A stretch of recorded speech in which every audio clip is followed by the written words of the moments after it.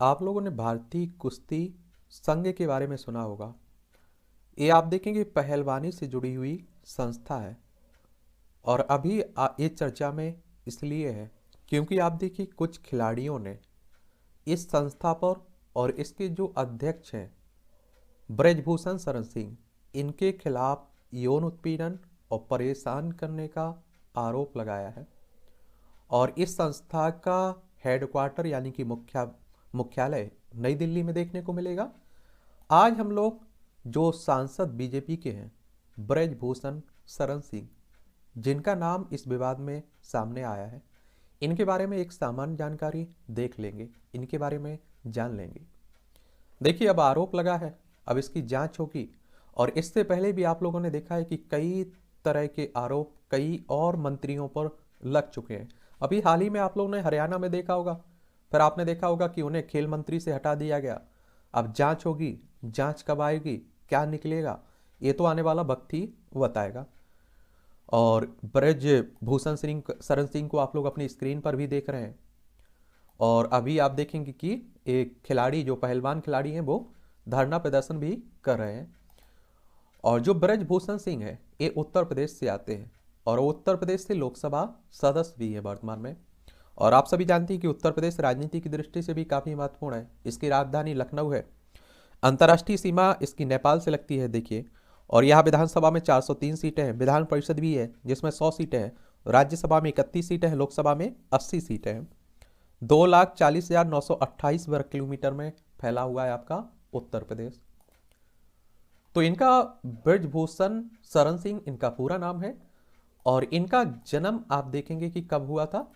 इनका जन्म 8 जनवरी 1957 को हुआ था, बिश्नौरपुर, गोंडा, उत्तर प्रदेश में।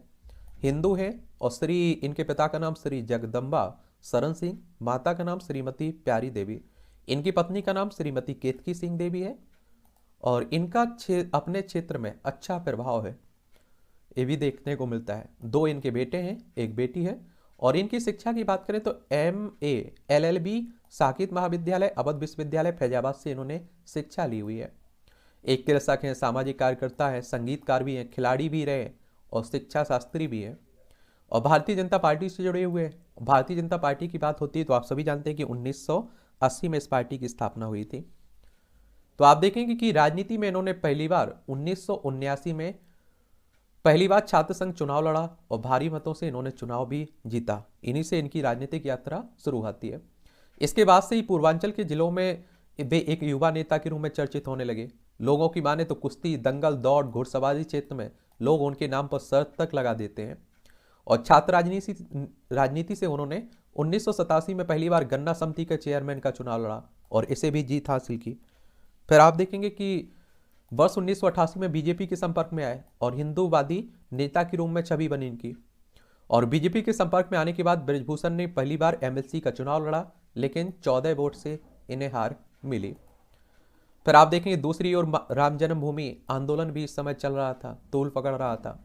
तो ये अयोध्या के महंत रामचंद्र परमहंस, नित्य गोपाल दास और हनुमानगढ़ी के स्वामी धर्म दास समेत तमाम संतों का आशीर्वाद लेकर वो मंदिर आंदोलन में सक्रिय हो गए। यहाँ उनकी मुलाकात लाल कृष्ण आडवाणी जैसे दिग्गज नेताओं से आती है। आंदोलन में इन्हें जेल भी जाना पड़ा और व्यक्तिगत नाराजगी के कारण इन्होंने पार्टी बदल दी और सापा समाजवादी पार्टी ज्वाइन कर ली थी। और बहराइच की केसरगंज सीट से इन्होंने लोकसभा चुनाव लड़ा था और जीत भी हासिल की थी। और आपको बता दूं कि लोकसभा सदस्य का चुनाव लड़ना होता है तो कम से कम उम्र 25 साल होनी चाहिए। अधिकतम उम्र की कोई सीमा नहीं है, यहाँ कभी तक भी आप लोग चुनाव लड़ सकते हैं।